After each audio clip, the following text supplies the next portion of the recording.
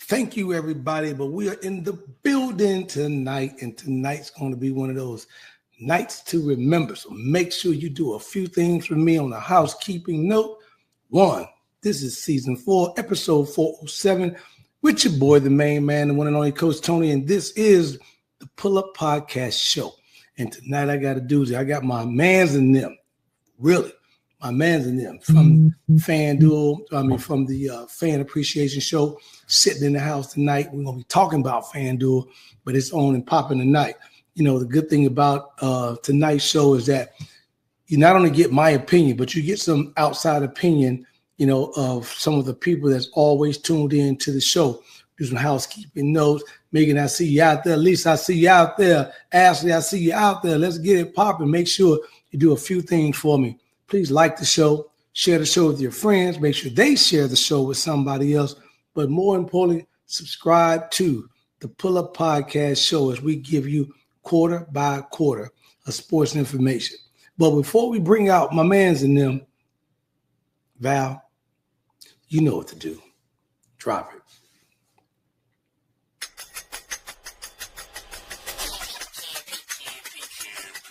It's the Pull Up Podcast. It's the Pull Up Podcast. It's the Pull Up Podcast. Pull up, pull up. It's the Pull Up Podcast. It's the Pull Up Podcast. It's the Pull Up Podcast. Pull up, pull up. Bounce the boys and Coach Tony, you know. It's the Pull Up Podcast. So, I said bounce the boys and Coach Tony, you know. It's the Pull Up Podcast. So, it's the Pull Up Podcast. It's the Pull Up Podcast.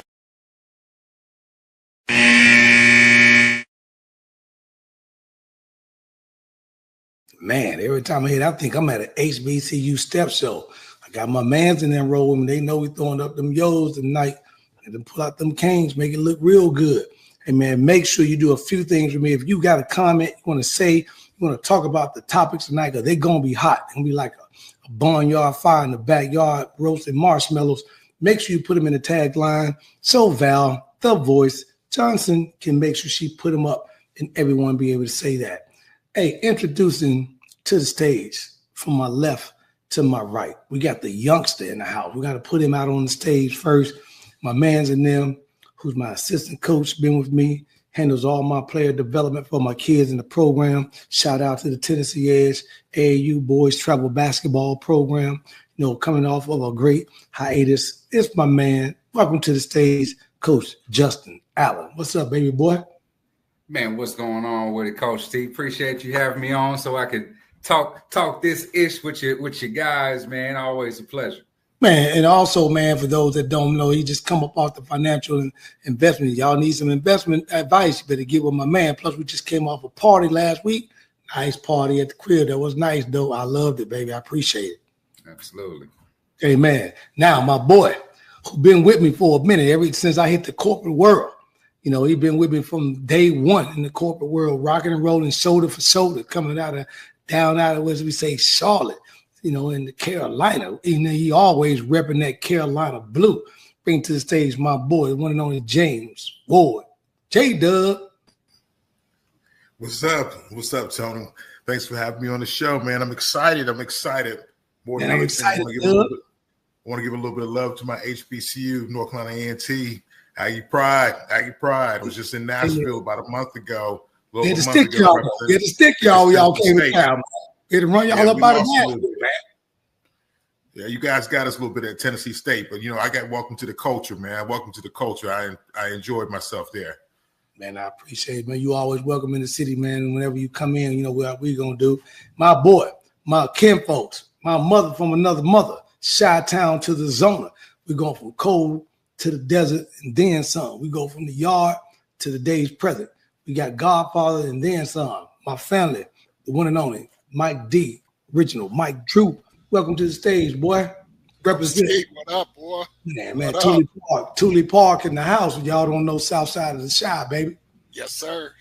Shout out to my North Central College alums that tapped in tonight. Thanks for showing up, y'all. They tapped in, man. They gonna say something. They tapped in. And this dude right here, you know, with the Kiwi, when we dropped in, coming to me, when he first got on the yard, you know, at Fisk, I was already there. Plugged with him right away because he told me one thing, y'all. You know what he said? I'm from the D. I like, man, you good with me. So we repped in, we rocked hard. From the D, now in Atlanta, from the D to the A, my boy, the one and only Coach Jay Smith. Welcome to the stage, baby. What up now, Coach Tone? Before we get started, you know, if I can't be myself up here, I can't be on this show. Can I be myself? Come on, man. This is my show, man. It's the Pull Up Podcast. Give me 1 second, man. 1 second. Hey, look, there you go, y'all. I don't know what's going on right now. Last time he was on the show, fellas, he had mad hats. Give me 1 second, man.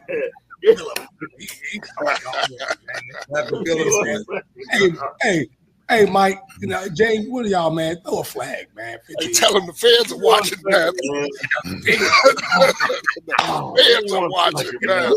Give me 1 second. You know what I'm saying? Hey. Wait. You know what I'm saying? I'm standing in solidarity with my boy. No, he can bring out the cigar. Man, I ain't even got mine. Look at it, man. Hey, man, both of y'all out of bounds. Justin sitting up here, personal foul on FanDuel, man. They watching him. We got to put his bets in. Now look at you. You on the Bills tip. Hey, I like that, though, man. Hey, man, put them cups up, man. All y'all, man. Welcome to the podcast, man. We all got the cups up in the house, man. I appreciate y'all being on the show tonight. Y'all know what it's be like, man. This is going to be crazy. I need y'all to be straight real with me tonight with the fans, and make sure you guys put your questions in the tagline so Val can put them up. I'm going to start it off. My extra glasses on.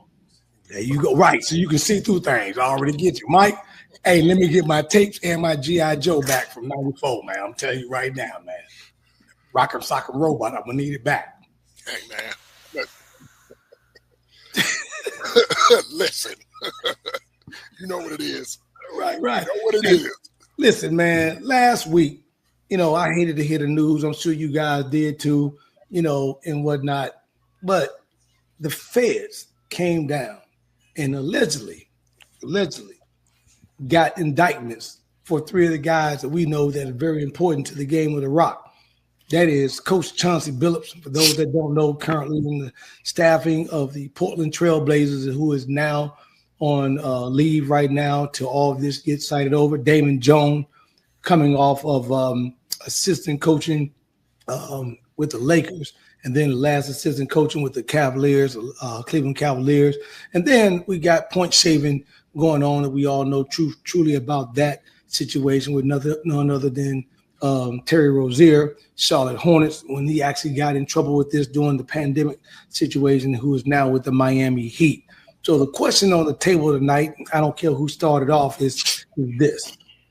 Has the NBA and allowed gaming or betting on sports betting to get to the point that it's affecting professional athletes and forcing them to do things that they would none otherly do? Because all 3 of these guys that we talking about, fellas, they making well over 50 mil or have made over 50 mil in their career, whether player, coach, so forth and so on.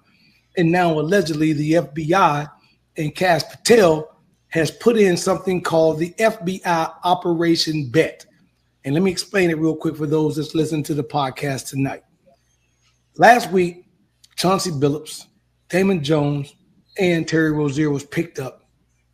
Terry Rozier was picked up for point shaving, basketball games, allegedly when he was with the Charlotte Hornets and moving to the Miami Heat, where he was setting up games, telling friends, text messaging people that what games he was going to fake an injury to be out so that his friends would then be able to bet on those games and make millions of dollars. He was also with Coach Damon Jones, who is considered to be a facilitator between the coaching staff and the players, meaning that he was also point shaving, helping out with the coaching situation and making sure that he take the guys out of the game so they didn't reach their points. In addition to that, Coach Chauncey Billups and Damon Jones also allegedly picked up because they've got connections with the mob, and the mob on card games, on poker games to be exact, for backhouse poker games that were not illegal in Las Vegas. Chauncey Billups was considered to be what they call the face card, which is basically a professional athlete that they brought in to use to distract what they call the fish, which is your normal rich people that wanted to be with the athlete to play poker to distract them. And then obviously the people that were watching that was pulling off these schemes, they called them the quarterback. They had shuffling cards. It had electronic devices in them, guys. They had cameras in the sky. They even had a dealer with glasses on like Coach J, X-ray vision, and a table that could actually see through the cards. So let's get this started tonight, man. I want to know y'all thoughts and stuff. Each one of you guys on this podcast are ex-athletes or former athletes. So I want to hear from you. And let's go start it off. Let's go from the youngster, man. Let's go up. Let's go, Justin. Drop some knowledge on us. So your question was, is it going to be bad for sports, or is it going to continue? I want to address your question first. Mm-hmm. The question is that is sports betting, has it gotten to the point that it's going to rope in more athletes and be bad for basketball, NBA especially? No, it's not. It's not going to be bad for basketball, but it's going to bring in more athletes because the more access that you have to gambling and betting is just going to create more people trying to, get stuff done under the table. But as far as for making it bad, NBA is going to do their very, very best to make sure that the integrity of the game stays in check. Because if it doesn't, then you're not going to have people really betting that much anymore, because they're going to be thinking that it's fixed or it's a hoax or it's really just entertainment purposes. So with anything that you get more access to, you're going to start to see those habits come up. And one thing that we know about, guys, when it comes to sports athletes, they love the thrill. It's just about the thrill. Like for you to be on a $25 million contract, speaking about Terry Rozier, and you still willing to risk that, it's not even so much about the money at this point. My personal opinion, it's just about the thrill. Unless you were really bad with your money, and then you might have got caught up with the mafia and you got some debts that you got to pay back, but that's highly unlikely. But to answer your question, NBA is going to make sure that they keep the integrity intact, but they're still not going to be able to stop it. You're going to start to see more and more cases, as we've already seen within different sports. It ain't just basketball. Yeah. Anybody else just jump in, baby? Yeah, I think I'm going to put a business perspective on it. I think, Tom, when you you don't have to challenge the barriers to entry into the marketplace. You got something now like on a platform, online betting, you got these kind of things. Athletes have to be very careful to lend their face and their name to these audiences. I think when you're an athlete and you're playing or you're Hall of Famer, you got to be very careful what you endorse and what you're part of. I think that's the biggest thing because, sometimes your visibility is what people are banking on to increase the attendance, also have people there. So you got to be really careful about what you do indirectly because sometimes it can affect you directly. So I think some of these guys may not be aware when they're lending their name or their sponsorship to certain things, how much of those partnerships do you really understand? How deep do you understand the relationships of who their mutual friends are? It kind of goes back to AI and guys like that back in the day. You got to know your environment. You really got to understand the business aspects of who's behind certain things. When somebody says, hey, let's launch this new product, I want you to be the face of it, or I want you to lend your star power, you got to be careful. It's got to be vetted. Well, we got a bet on the table right now because Charlie Duckworth said she got a bet on Coach Smith 3.5 on the over/under on the minutes right now. So I'm taking a little piece of that right now, man. I'm gonna lay at least a half on that line right now, man. As long as I can get 3.5, I'm good. Anybody want some of that? Hey man, I personally think, man, the NBA is going to have to make some examples out of these three guys. Ooh. Because at the end of the day, I feel like there is risk to their brand. And as you were saying earlier, Jay, you can't have the integrity become compromised with your brand. And what they're doing is, kind of compromising the brand of the NBA by making it seem like, there's ways to game and fix these games. And, that's the quickest way to start losing fans is if they don't believe that what they're seeing, what they're watching, the product that they're purchasing is real, it's authentic, and so forth. So I don't think they're going to tolerate it, man. They're going to have to shut it down some way, some form of fashion. And I believe that the way that they're going to do it, because I feel like the train's left the station.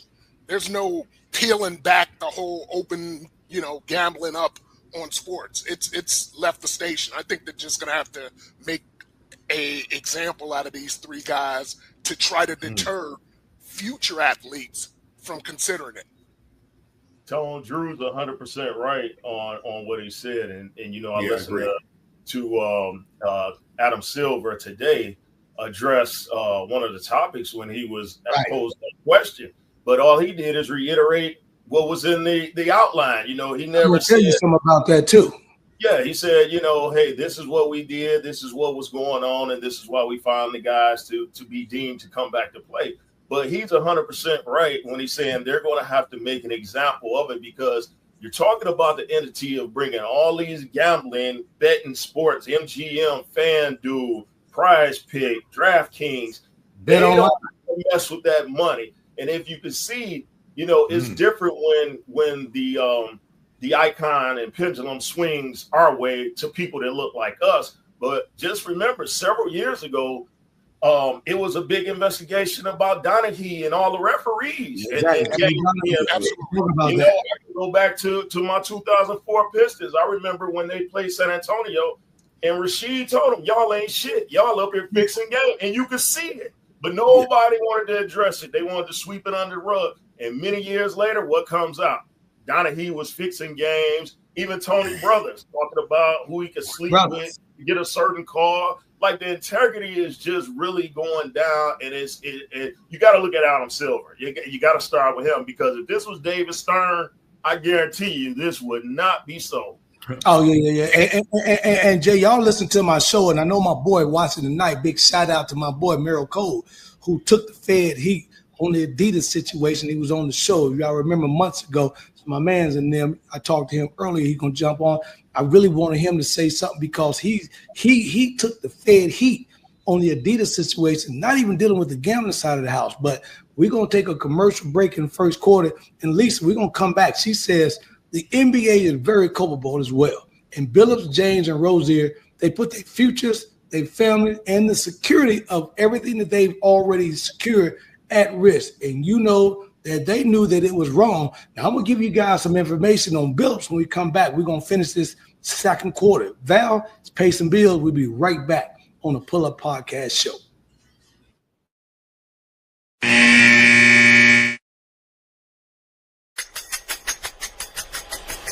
Hey, I'm Coach Tony, and this is the Pull Up Podcast Show. For every Monday, we break down the game quarter by quarter and give you information as well as break down the coach. Join us on the Pull Up Podcast Show. Pull up. It's the Pull Up Podcast. It's the Pull Up Podcast. It's the Pull Up Podcast. Pull up. Bounce the boys and Coach Tony, it's the Pull Up Podcast. Show.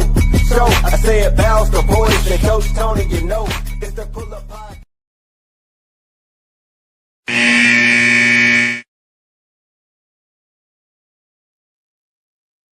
Every year they would give us forums on what and what not to do. One of those things where if somebody asks you if a certain player is playing, you say no. So all these guys knew what was at stake. And I'm just ashamed that they put themselves and put their family and put the NBA in this position. We all know the rules. We all know the letter of the law. And it's just unfortunate. Innocent until proven guilty. But usually when the FBI has something, they have you.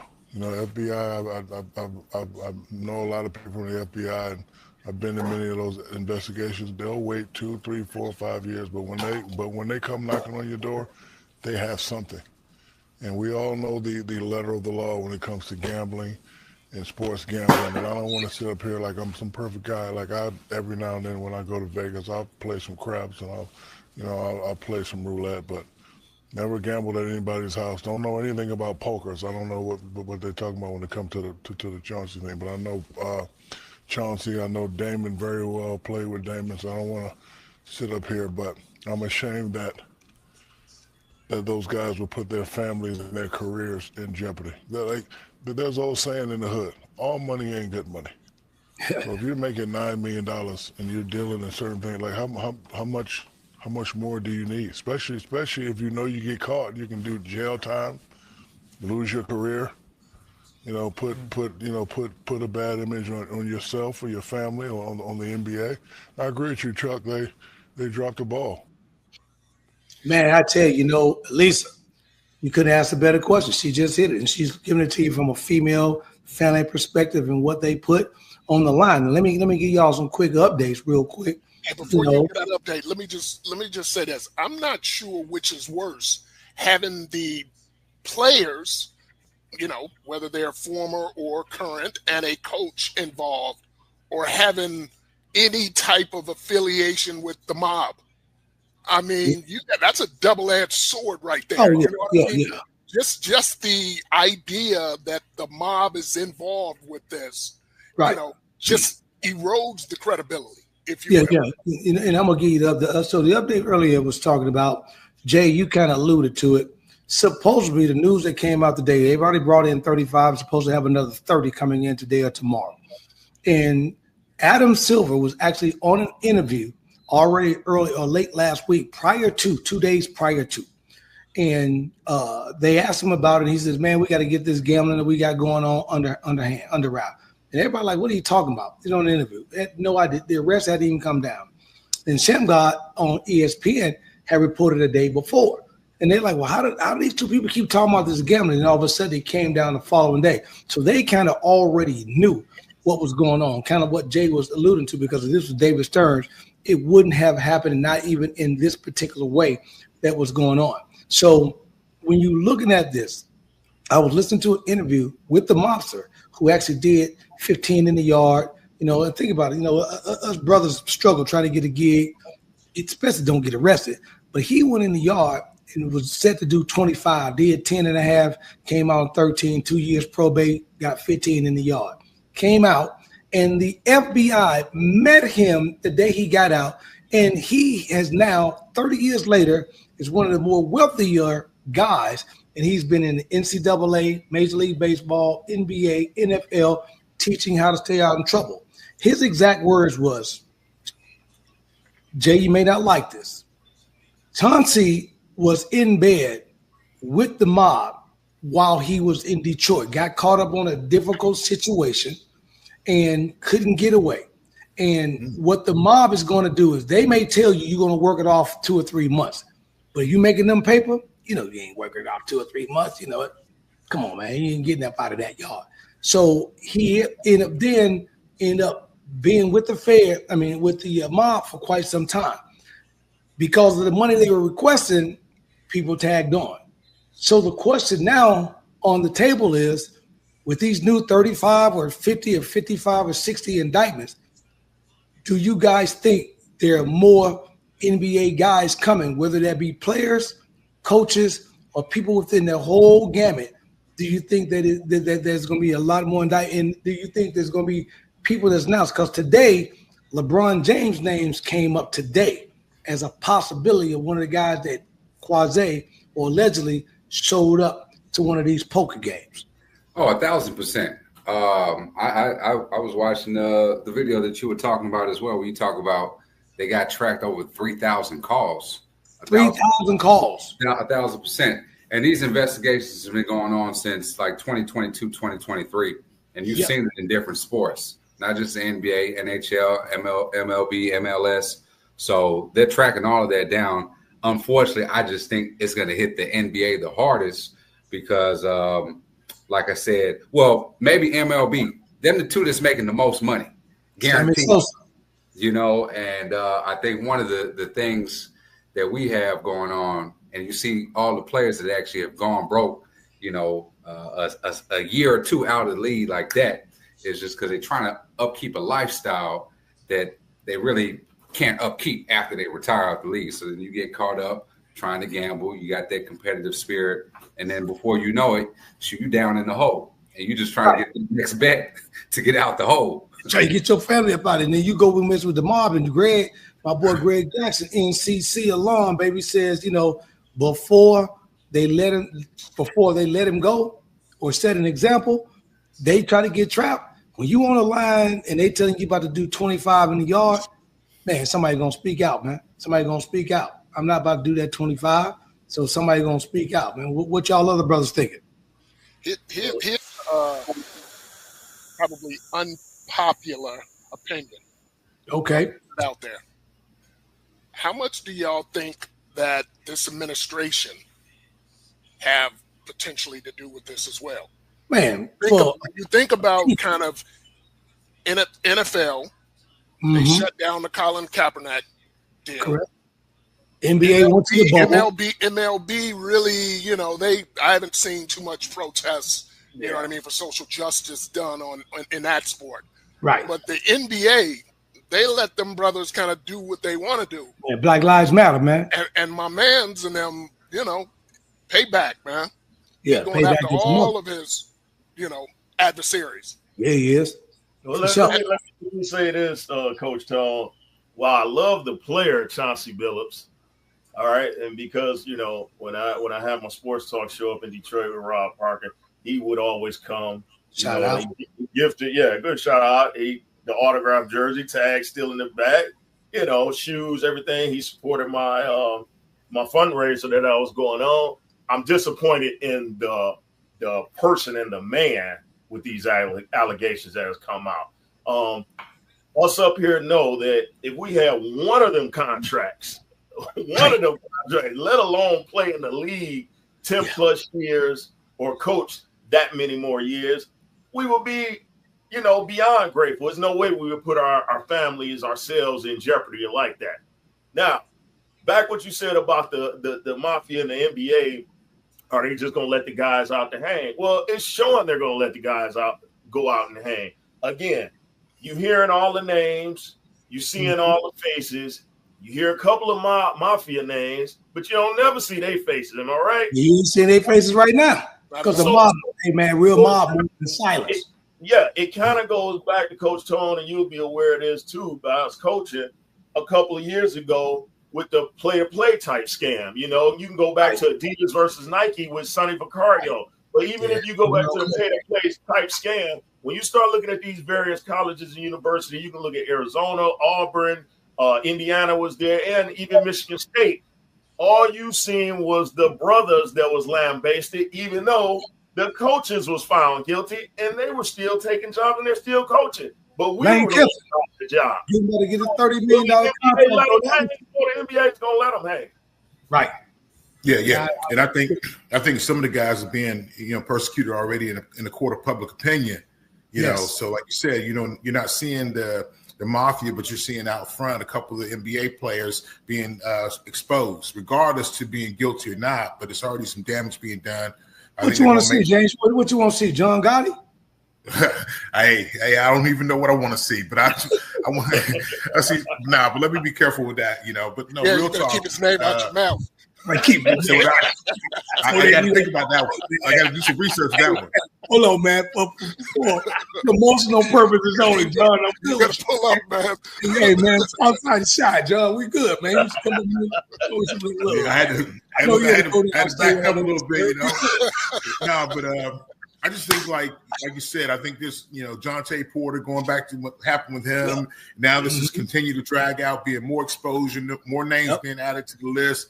The NBA is only going to let so much damage be done, and I just think it's unfortunate. But on the flip side of that, my question, and this is your show, Coach Tone, but I want to know, is the NIL kind of pushing some heat to this where people don't feel like things are really structured well or organized and how we're doing things? So a lot of people are against athletes in the first place, thinking they, spoiled or get too much money. So, they got criticism they're already facing. Yeah, we're gonna get in that and shortly. And Mike Drew, our girl on the yard, Dawn Brooke, Dawn always checking in. She said, "Man, Mike, you beat her to the punch, man. The league will survive, but the players, they will be replaced." Oh, that's a dope line. That's a tagline. The league will survive, but the players will be replaced with like European players. And she even went deep, because if those that don't know him, Coach Jay, you and I are always talking about this for these kids coming out. Of course, we already got a kid that was number 2 in the draft a few years ago. Shout out Brandon Miller, Charlotte Hornets, and whatnot. But, the crazy part about it is that Don was right. If you're not checking out what's happening in the NBA draft in the last few years, and the Euros are coming in, we're barely getting maybe what'd you say, Jay? 2, maybe 3 in the top 10. We're barely getting 2 to 3 in the top 10 because they're Euros now, man. And these kids are coming out and they mean business because they've already been playing. So James, we're gonna get in it. And then the 2 or 3 that we getting, we talking about, well, who is that? Where you play at? Right. Who is that? And he ain't coming out. Yeah. And so all these guys, I'm sorry, James, them cats going down to Carolina, the Blue didn't throw a lot. You know, me and you always talking about that. Last 4 years, who been the MVPs? Right, the Euros. Yeah. And Victor Wembanyama about to take the league over. If hey, place that bet for me now. Hold on, let me get the bet. Hey, Greg, let me get the bet. That they were coming. You know what I mean? It was just a matter of time before they got a chance to kick the door wide open. And that's what we're seeing right now. They have basically caught up because of their playing from a young age, year round. Yep. You know what I mean? And they're playing almost at a professional level, if you will. Yeah, grown men. They're playing guys. They're playing grown men.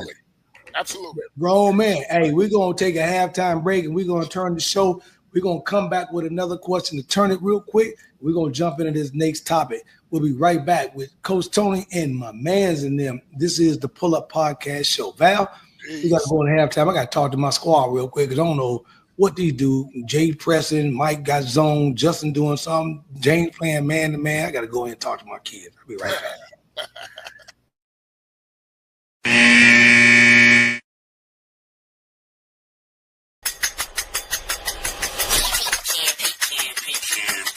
Hey, it's your main man, right back at you, coming live here from the Rise Studios. And it's your guy talking about what? Pull Up Podcast Show. What is the Pull Up Podcast Show? It's a brand new podcast hitting your airways nationwide, talking everything on sports, from baseball, basketball, hockey, and then I tell you, we're going to have a lot of fun. So make sure, if you want your questions answered, you want to have fun talking a lot of sports, make sure you pull up on me, because it's the Pull Up Podcast Show. It's the Pull Up Podcast. It's the Pull Up Podcast. It's the Pull Up Podcast. Pull up, pull up. Also, for those that want to learn a little bit more about this right here, oh yeah. That right there, that's the Rise, NIL, talking name, image, and likeness. Those having opportunities to get paid, you want to tune in to it. Sports show, let's go. It's the Pull Up Podcast show. It's the Pull Up Podcast. It's the Pull Up Podcast. It's the Pull Up Podcast. Pull up. It's the Pull Up Podcast. It's the Pull Up Podcast. It's the Pull Up Podcast. Pull up.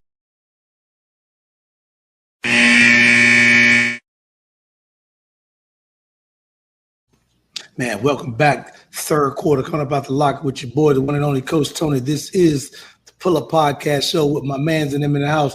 Hey, Greg, man, you know, I would love to have had you on the show tonight. For those that don't, NCC grad, he's in what they call player experience, and I got an opportunity to talk to him homecoming weekend, just kick it with him, just to pick his brains. You know, he's down on the field, was on the field with the Tennessee game, showed me some photos, and he got an opportunity to doing some things. And like you said, on the NIL side of the house, and James, you, Mike, brought it up and all that, and Coach Justin alluded to it a moment ago. But he said he believes on the NIL that it's going to be a kind of like the college pro sports. Now, I told Coach Justin this 2 weeks ago, and Jay, I think you and I were talking about a little bit about this because, you know, you kind of on that, you with it.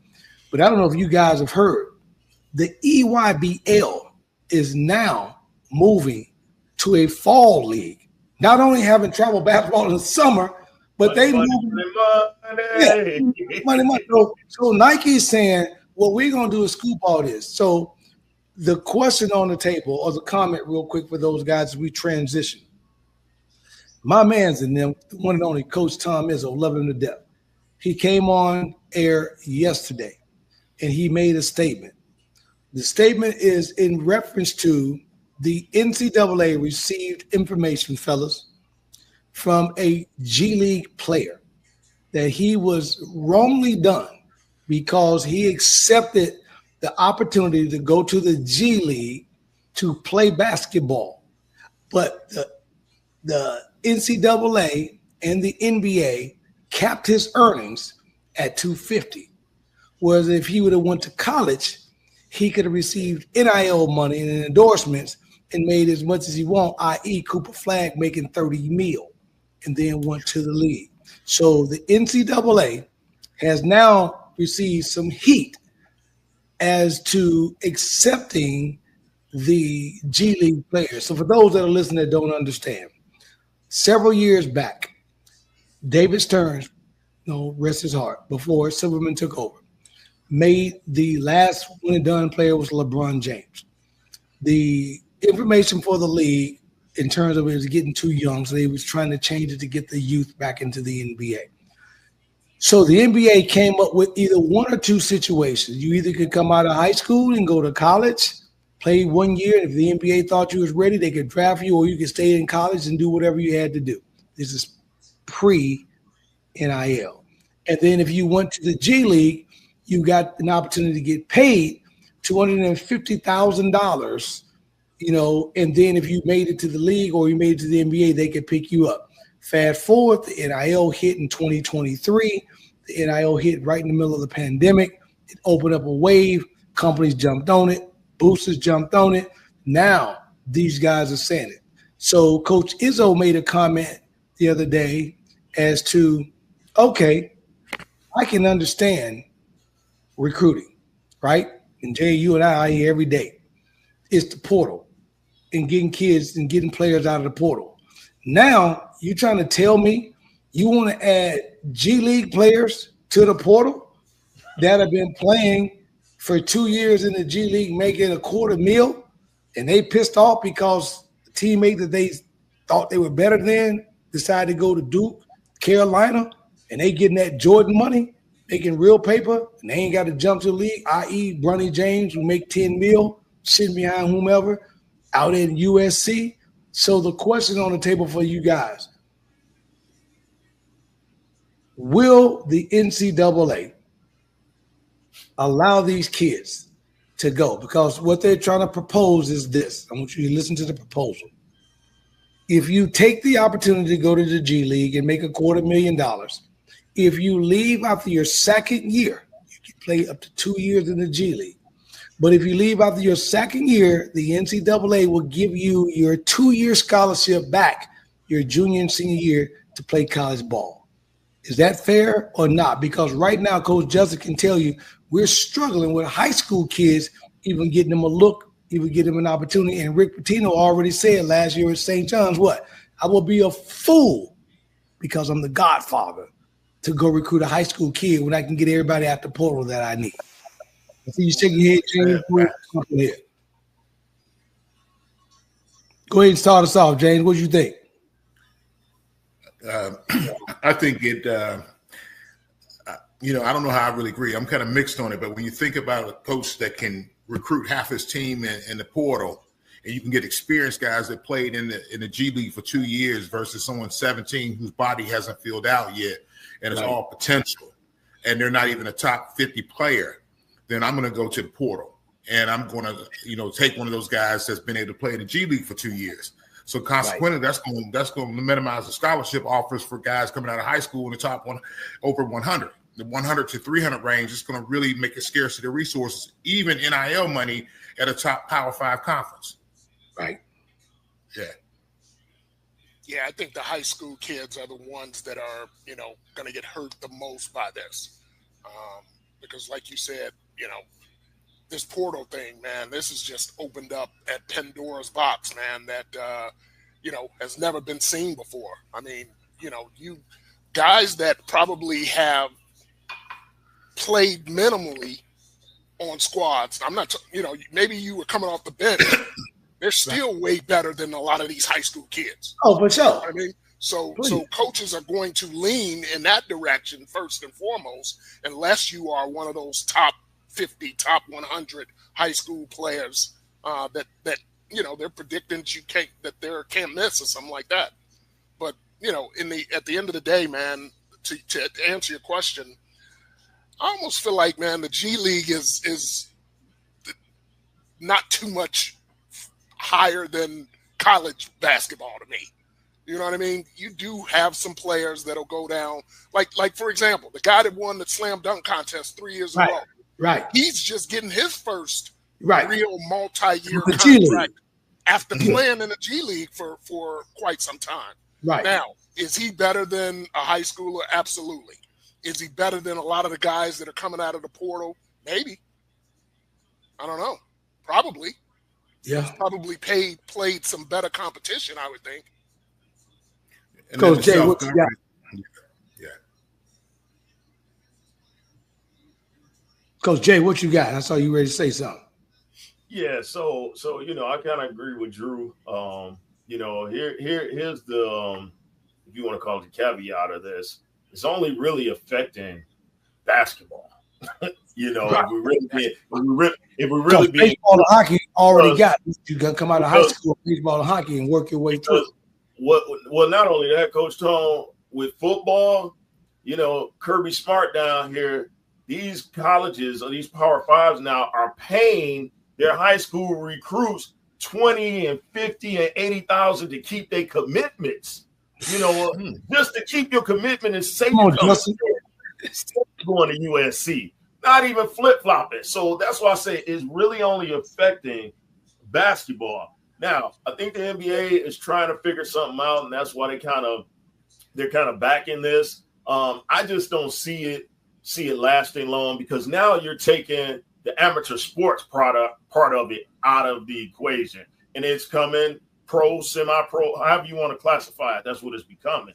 When I go out and do my camps over these breaks and these summers, that's the first thing what Drew just said. When I talk to the parents and we have that question and parent segment, and Coach Tone, I tell the parents, if your son or daughter is getting an offer, be it JUCO, Division III, whatever, you better take it. You better take it. I said, because no college coach on any level is looking for any high school students at this moment. It's just not happening, Yep. And I tell them, hey, out there where I'm at, we got a kid. He's a junior now. He's been a walk-on. He's played 30 seconds in 3 years. 30 seconds in 3 years and haven't played yet. So and he can actually play. So what do you think your son is getting ready to do walking through the door of a Division I program? He won't touch the floor. Wow. And before you answer, Coach Justin, Coach Diane Richardson, thank you. For those Coach that don't know, Temple University, Mike Drew, J Dub, she's in the house. So she knows firsthand, because she's dealing with this on 2 days. She said high schoolers now won't simply have a chance unless they are the best of the best. With the transfer portal and the possible G Leaguers, you can forget it. And also teams will recruit old and stay old with experience. And you're listening to this from the head coach of Temple University, who's telling you, because she's not going to put herself in position to recruit kids. And Megan, unfortunately, son, is in a great situation, just going to UM St. Louis and whatnot.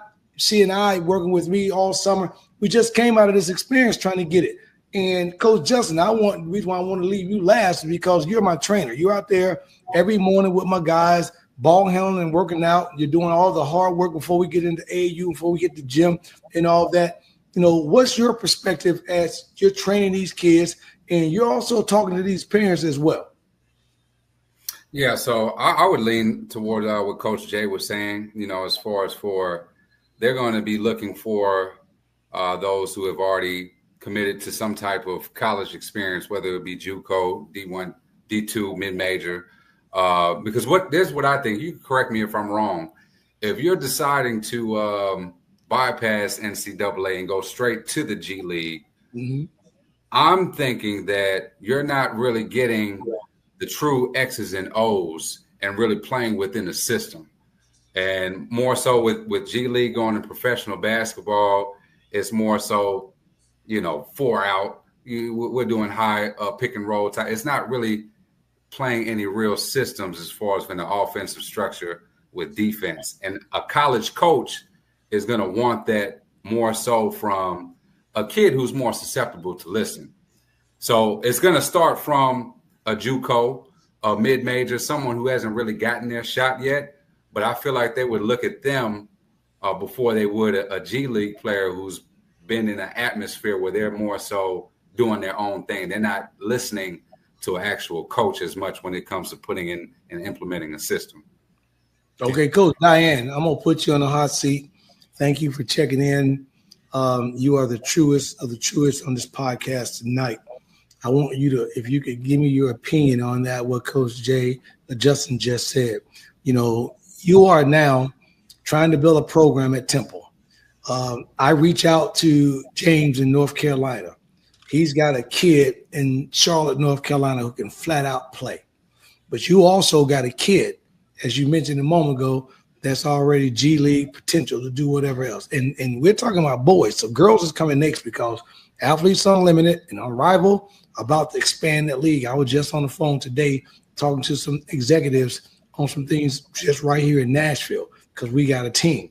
But Coach Diane, I want you to at least give me a comment on what does recruiting look like for you right now at the D1 level?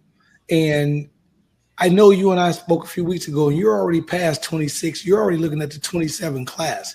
And what are you looking at? And now, because of the changes, and even looking at the men's program at Temple, you know, what are the changes that are affecting it? And if the G League becomes part of this entire, you know, gamut, how is that going to affect recruiting for the college coaches? You know, so if you get a moment, please put that in the tagline. In the meanwhile, we're going to take our last break of the day. We may even go into overtime because we heated up right now. Val, let's pay some more bills in the third quarter. We'll be right back to the fourth quarter of the Pull Up Podcast Show with Coach Tony and my mans and them. We'll be right back.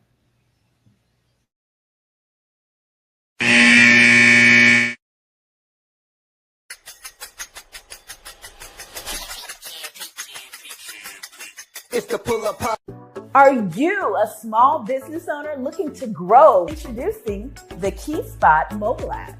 I'm Cynthia McAllister, owner of the IT company Quality SAP. Since 2016, we have been supporting small businesses and help them promote and share their businesses, services, and events across the country. KeySpot is more than just an app. We are a network providing community. KeySpot, connecting communities and supporting small businesses.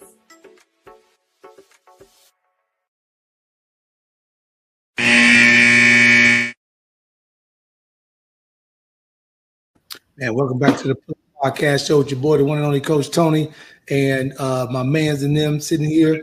You know, I know you just stepped away for a quick second. I was going to make a comment to James and let him know he is the one on this podcast whose team in a situation really get the big advantage because he in Michael Jordan territory. There's not a kid in the country that don't want to wear a pair of Jordans. You know what I'm saying? And I don't care if I'm going to Michigan, who wear Jordans, by the way. I don't care if I'm in Tennessee. I don't care if I'm in Zona. I don't care if I'm wherever that Michael Jordan brand recognizes a special thing. And it's kind of crazy because, you know, Mike, you and I were talking about that kid. I think I just sent you, like 3 or 4 kids I told you to go check out this year just around Arizona that's in the top 25. And I'm talking about high school kids right now who they're talking about potentially one and done. But if my son is at a situation where he's potentially one and done, oh, shit, I'm not sending his ass to no college right now. I mean, to the G League right now. We can go to school and become eligible, can play ball, and potentially, you know, have an opportunity to, you know, make money, you know, for those that don't know. So my brother Mike, you know, sitting in the house, eating with Celsius. You know, if I know that I could bring in our nephew and maybe sign a deal like Travis Hunter got with you guys, man, I got commercial deals. I got everything that's rocking and rolling. I'm good to go. Why do I need to go? That was my big knock with LeBron James Jr. I don't mean no harm with Bronny and struggles he's having. But you took over from your dad as the Nike ambassador. And then Dr. Dre gave you a deal. You make it $12 million. And it's going to be difficult because everybody's going to come at you because they know that you're not your old man. Your little brother, he balling, but you're not your old man. This is just for promotional purposes and my personal opinion. if I was little Bronny, I would say, shit, I'm gonna sit my ass at school and chill out. My best friend is none other than Juju Watkins and my little brother coming up, and I'm dealing with Clutch Sports, right? So I'm gonna say, hey, Pops, Jay, you already know about Clutch with the people we know. I'm gonna go ahead and sign that deal with Clutch and to say, teach me how to be an agent and let my first client be Juju and my next client be my little brother and Road in the Sunset. So you talking about not even playing? Man, I'd have played at USC, Mike, but I'd have focused on getting my degree, possibly going into law, right? Become an agent, particularly, and I'd have just went on and said, hey, man, I'm gonna go ahead and get myself situated because I think that was his dream right there. I was to play with his old man. Set history. Yeah, set history, Absolutely. Make history. And now he did it, and now he's struggling because this year they were in the discussions, Mike, about not even bringing him to the bench. But now the season started, so he didn't got a spot. But it kind of goes back to what Jay said earlier. Are you going to come off the bench? Is that spot you got, you going to be able to play? Are you going to just sit there? Hey, Greg has the right response. Dad wasn't letting that happen, man. You know, that was a moment that LeBron wanted, and he felt he's done enough that the NBA. You got your boy JJ Redick's job. You know that. Yeah, has allowed it. I mean, all of us with the eye test know it was clear and better players out there than Bronny, and therefore that's why nobody else drafted. You know what I'm saying? And there was no guarantee he was going to make it later. Right. He better use that leverage while he got it. You know what I mean? That's a fact, Drew. And just to piggyback on one part of your questions, Coach Tone, that you had asked Coach Richardson, she's already, what are you doing for 28, 29? You got to go year to year. You got to go year to year now on the men's side, a little bit on the women's side, but definitely on the men's side, it's year to year now. Yeah.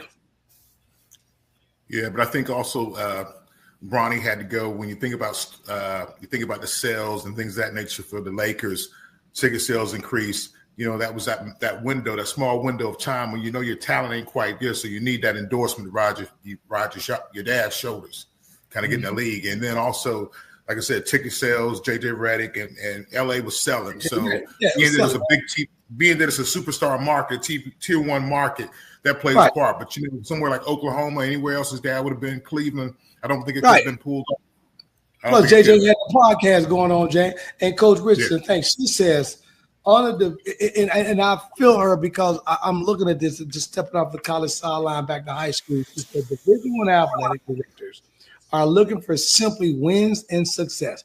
That's why you see a lot of these coaches, fellas. Y'all know that. Like, for example, your boy Kelly just got fired at LSU. They already talking about Lane Kiffin about to make double or triple amount of money they paid Kelly, right? And he's at Ole Miss. But she said some coaches want to win fast just to save their job. I can get that. But they may be immediately for success and or go with experience for just simply doing X's and O's. So you got some coaches, what she's basically saying is that I may not be able to get the experience, or I may not be able to get veteran players or some of these top-notch high school kids to do what I want. But you know what? I'm going to go after these kids, and I think, Mike Drew, you just said a moment ago, I'm going to go after these D-League guys who at least are in the league, and even though they should have went to college, they went to the D-League, so they're playing against pros. Here's the funny part about it, and Justin, you mentioned this a moment ago. When you got people like Luka, right, Ginobili, Wembanyama, these guys, if you don't know, in Europe, these kids graduated at 15, 16 years old because they have year-round school. They don't take vacations like America. So by the time they got Luka, he had already spent 4 years. Do you guys remember Rick Rubio? Mm-hmm. Remember the Rick Rubio, Brandon Jennings situation? Brandon Jennings went there, Rick Rubio came here, and Rick Rubio had the better career. Why? Because he had already played 4 years with the freaking pros in Europe. He's balling out there. Sabonis, all of them guys.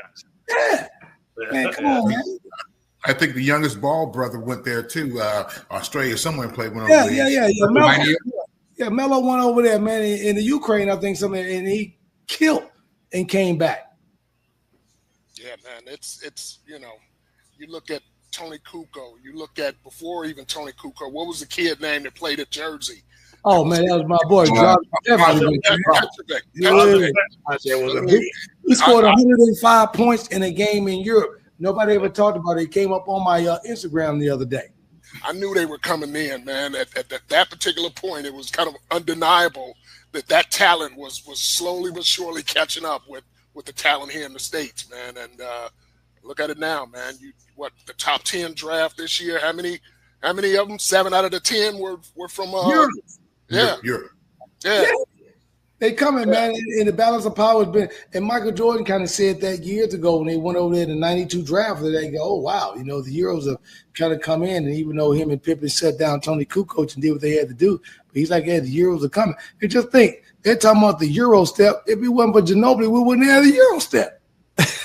But it's also changing the brand of basketball as well, because they're playing the game a whole lot differently over there. Oh, Here. You know what I mean? There's positionless basketball right now, Mike. Absolutely. Post. Sure. If you can't step away and pull up like the Joker, you can't. Man, Joker right now. Me and Justin laugh and joke shit. We be on the damn phone half the week all the time talking about what the Joker doing. His brother, man, when the last time you seen a big man 7'2", 7'3", rebound the ball, put it on the floor, bring it. If you don't pull up, he'll shoot the 3 or he dish it and get it back and bang. You love to be like a pig and slop under the basket and he ain't going to get his. And to piggyback off what Drew was saying, if you look at the rest of the markets, the NHL, baseball, and football is trying to hit that wave as well. Because every week now, we got a game in Berlin, London. Absolutely. They're trying to piggyback that market. Yeah, they got to grow the brand, man. Become global, man. Global. Global's a thing, but you also got to look at too. How much accountability do we? This ain't the segment, but think about the accountability coaches have to play. So when you think about now winning, you take Jay Lucas down at Miami. I think he's going to be a great coach, right? But he's got to win now. So when you think about that versus a coach that is like at St. John's who's saying, listen, I know if I need to put together 21 seasons over the next 4 seasons, then I know I got to do it where going to the portal. I can't develop talent and get a chance to be in the Sweet 16 once every 4 years. I need to be potentially in the Sweet 16 2 to 3 times out of a 4-year period. Right. So and Coach when you start looking at that math, you got to change the game. Yeah, you got to, James. And Coach Richardson said that earlier. She just said that, she's sitting down every week. She's got a meeting every week with her administrator, right? She's got a meeting every week with her AD. And these ADs at these D1 sometime right now, James, they letting people go. And she just said, now with the portal that's in, coaches have no guarantee that a high schooler will even stay more than a year. And Tom Izzo just said that today as well, Coach Richardson. He said verbatim, if you allow these G Leaguers to come in and you already given me the portal, and Jay, you mentioned this earlier, you better go someplace else, you better go JUCO, you better go D3, you better go post-grad, whatever it may be, because why the hell would I want to go recruit Coach Justin, Mike, and James when I can get Coach Jay over here who a knucklehead? I know he's a knucklehead. I know he's a mess up. Will Wade. Oh, yeah, Will Wade.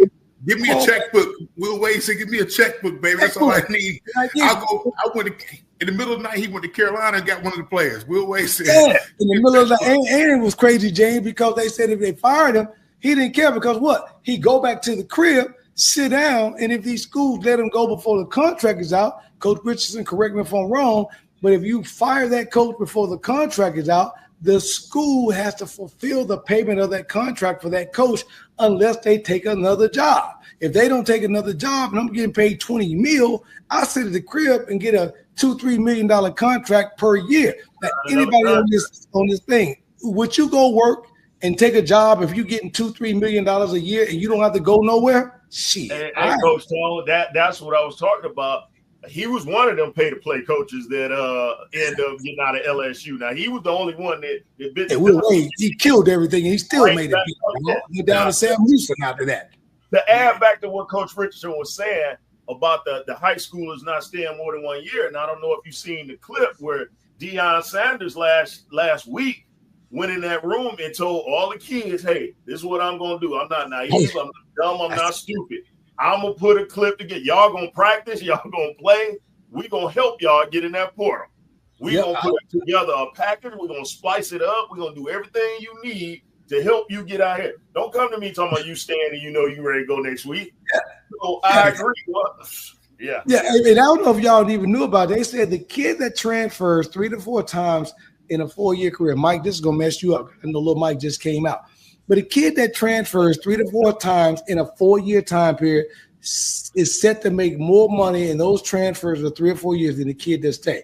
And Coach Richardson just said, she says, I have a Russian kid on my team, and she is so advanced in terms of basketball IQ. She just needs to get used to, pace and play and physicality of the States. And Jay, me and you talk about this all the time. You can go get these Euros, and Mike, you just said it. They stretch the game. The way we play here in the States is totally different. What the Euros don't have is what they don't have, like a Coach Justin, like I got, who can send a kid over here and say, hey, Justin, I need you to put 6 weeks of ball handling on this kid on the street, in the gym, 2-hand, whatever. I need you to put him to the ground. When he gets back from you, I need to make sure he can handle the rock. I do the rest. They don't get that in Europe because they're going to run practices. They may have we like a 2-hour practice running up and down the court with a garbage can, shooting nothing but threes for 2 hours. That's it. They're not getting the specific directions of physicality and how the U.S. play basketball. And Greg just said, man, he got one for you. Let me hear about that, Greg. Put it out here because I want to hear about it. So when you guys are talking about that, here's another question then. Does that mean the future of the NBA is going to change, guys? Because do you see what Adam Silver has done? I don't know if you guys read the news a few weeks ago. He was just over in Europe. For those that don't know, Barack Obama heads up the African Basketball League. Yes, President Obama. We are in the process right now, as Jay just said, because football is trying to follow. They're doing 4 continents. They're trying to do U.S., Africa, Europe, and South America. And in the future, what's going to happen is the 2 teams that make it to the championship of those 4 continents that they got will go into what they call a Super League championship. So you have 8 teams, 4 on one side, 4 on the other side. So last year's NBA Finals was who? Oklahoma and who played Indiana. So you would have them make it to this Euro thing, and they would be opposite sides. If those 2 teams can beat and go all the way down and meet again, they would be considered what they call the world champion because the world – well, because I'm glad you asked, Mike, because they said that every single time we got at the Olympics, right, that's the only time that the U.S. can really, per se, show their talent because of the simple fact is when they get to the Olympics, we've been getting beat in the Olympics, right? We haven't had no, like, since the Dream Team, we've been like in the ocean, up and down. And so they're saying that in order to make it true, you're saying that you're a world champion, but you really got a lot of Euros here in the NBA. So if you now let them go back to their normalized teams and you play for this world championship, now it's continent versus continent. Well, you know who brought that up? It was that the brother that run track. Noah Lyles. Yeah. Noah Lyles. Yeah. He was the one that was saying, wait a minute, how are y'all calling yourselves world champions when, you're just competing domestically, if you will. You know what I mean? Whereas we are all competing against the world. And, right. That was a valid point. It really was. And I think, it's probably time for that. It really is. I'd like to see that. I'd be a fan of that. Yeah. Well, that makes sense because we already know with the All-Star game, we're going to see another world versus USA. I just feel like with you right now, giving me that information, that's going to happen again. Well, when you look at soccer, which we call football over there, they call it football. But when you look at soccer, going way back since I was a kid, it's always been a global sport. It's always been, and the United States has picked it up in the last 40 years. One sport worldwide. Yeah. So when you think about it like that, but the question is, if you were to get a World Basketball League, that's what I would call a World Basketball League, getting sponsorship funding and getting people to really love the game, like those cultures in other places. So you'd have to really make sure it would take a while, but I'm not saying it's impossible, but it would take a while because, kids don't have anything in these foreign countries that's small and they just got a little soccer ball. But basketball could be a global sport. I think it could be. We're gonna do this real quick before we move on. Val, hey, you know how we do. They playing some tough defense on me right now. So let's take the Pull Up Podcast show. We heading overtime. Val, drop that overtime low. And we right back here. We just finishing up. You know, the funny part about it is that. So one of you guys give me this. What's the remedy? What's the literally? I really want to know what's the remedy? Do we figure out that we already know the NCAA screwed up, right? Here's a problem. The NCAA has allowed football to straight kill them, right? We know that, right? The NCAA football, and James, you and I talk every damn Saturday almost about rankings and who this and who that. Football has completely killed it. And once the Sherman Act came out with West Virginia and Tennessee 2 years ago, that they was able to sue the NCAA about, hey, they're able to make money, and because they're employees of the NCAA institution, they have to pay them. Ever since then, it's been good. Basketball has never really spoken out because ball players are making money. They're doing what they've got to do. So the question to you guys is, what's the remedy? In everything that you see, and Greg kind of mentioned this earlier, everything ties together because high school ties to college. College is going to then tie to the pro. Because here's where I see it, and I'll give you my opinion. I want you to let me know if I'm right or wrong what you guys think. Now, high school kids, what you're about to see, if you're not on 24/7 Sports or ESPN Top 150, forget the 300 that Justin mentioned earlier. If you're not on the top 150, forget it. Because of those schools, 300 D1 schools around the country, most of these coaches, and Coach Diane, correct me if I'm wrong, most of these universities at that D1 level only got one, maybe two scholarship, three if they're good, unless they get a new coach who has clean house and he or she goes in and then she's got multiple scholarships because she's got to rebuild or he's got to rebuild the program.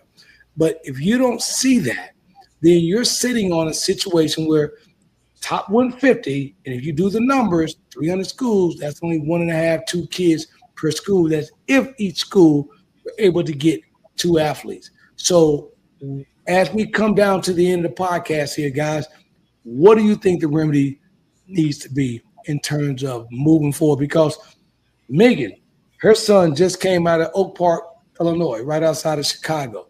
And she and I went through crazy to the point where her son, Alex Gossick, shout out, St. Louis, is getting ready to go down and play ball. He got so frustrated he wanted to sign early because he was scared he going to miss the boat. So, Coach Jay, you're right. This is a kid who should have been talented enough to at least go D2, maybe stay at home and go play at UIC or even bummed up Chicago State, but he decided to go down to St. Louis. So what's the remedy? Catch a flight to St. Louis. Catch a flight to St. Louis. Hey, man. Hey,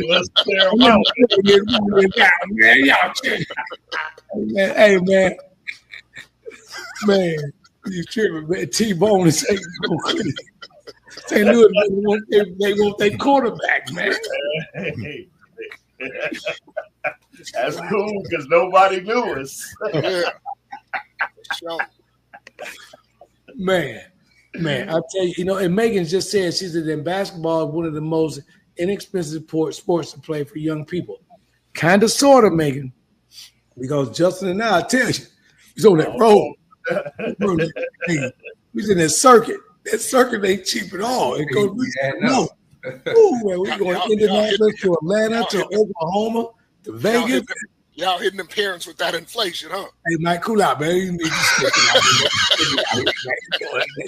hey, man, tariffs, man. Right, exactly. Tariff charges. If you ain't know everything, then just with a shoe or all that, man. Yesterday's price ain't today's price. It ain't, man. Indeed. Hey, you better recognize, man. Don't come up here with that. Go to camp first. You'll see all that, man. And I tell you, man, listen, man, it's been absolutely great, man. We're going to go around the room, man, and get out what we call our last thoughts. Mike, let's start with you. We can go around the room. What's your last thoughts, man? Hey, man, keep doing what you're doing, man. I love this podcast, man. And, it's a blessing to be able to have the opportunity to be on with some cool brothers, man, and just, chop it up, man. So keep doing what you're doing, brother. Man, I appreciate it, man. That's what's love, fam. Coach Justin. No, man, same sentiments, man. Definitely tune into this every Monday. Shoot, my last thoughts, man. I'm just glad to see that Coach Jay here one hat today. Right. Knowing that I'm the man hunter, dog. I'm the man. Outside him putting on a Bills jersey and whatnot, he might get y'all demonetized tonight. I don't know. But you the one that's banned from locked out from the betting sport, right? Like, yeah, he locked out.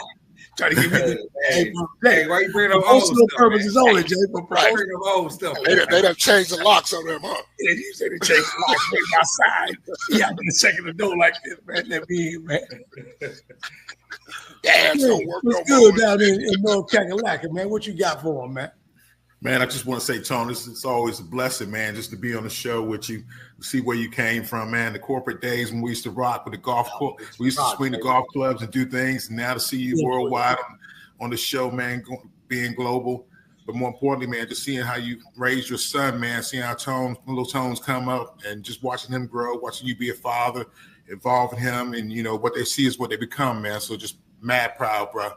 Always. Yeah, I appreciate it, man. You was in the house together, man, and daughters the same name, same age, right there, man. Rocking the same situation, man. Fatherhood, and proud of little Tone, man. He get ready to graduate. For those, I hear my little son, man, at MTSU, Middle Tennessee State University, graduating December 13th.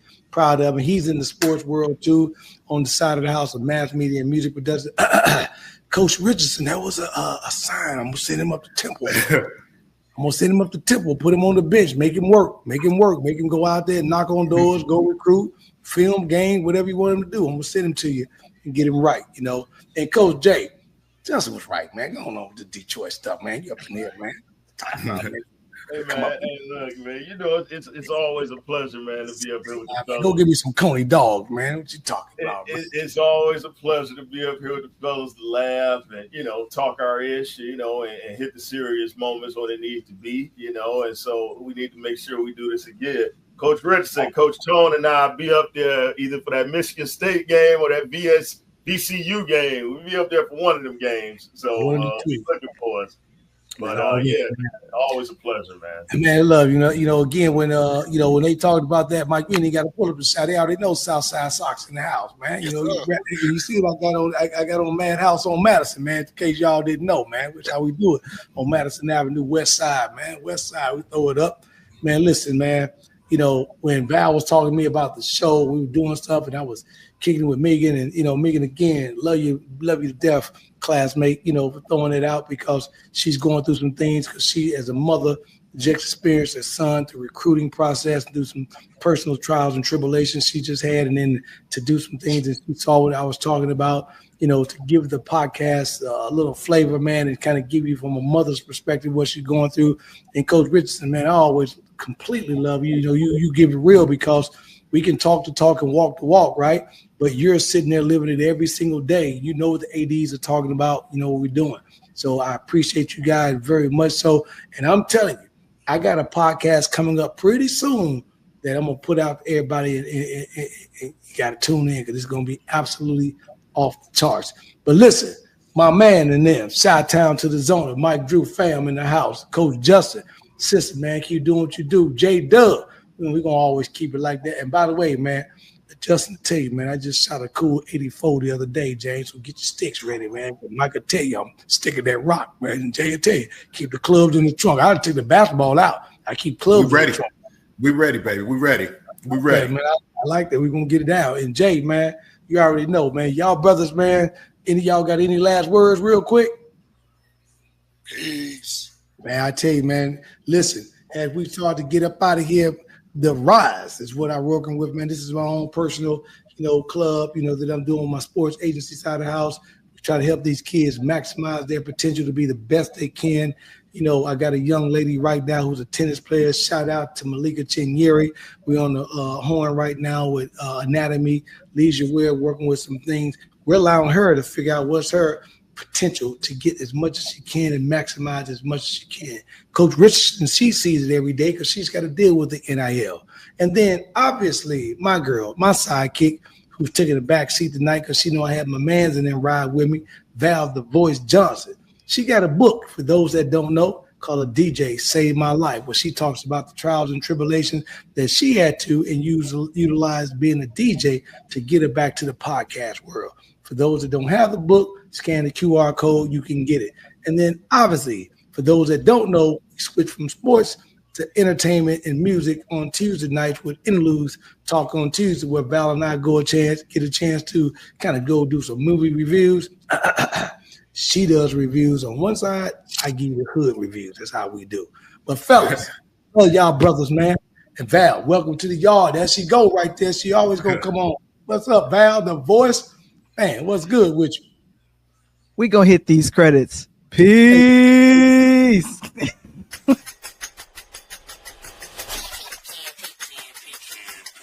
It's the Pull Up Podcast. It's the Pull Up Podcast. It's the Pull Up Podcast. Pull up, pull up. It's the Pull Up Podcast. It's the Pull Up Podcast. It's the Pull Up Podcast. Pull up, pull up.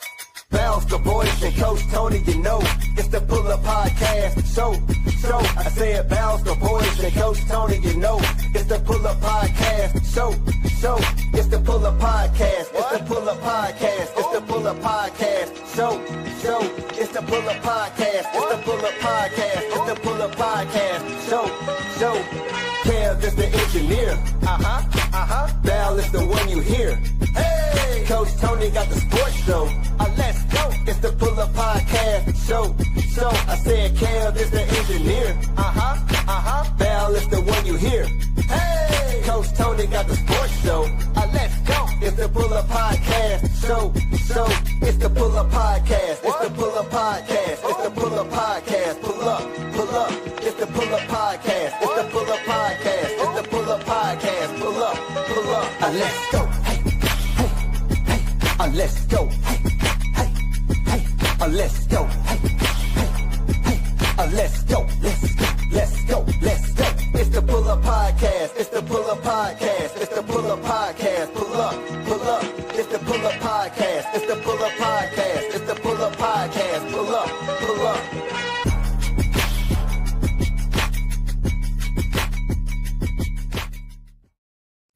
Man.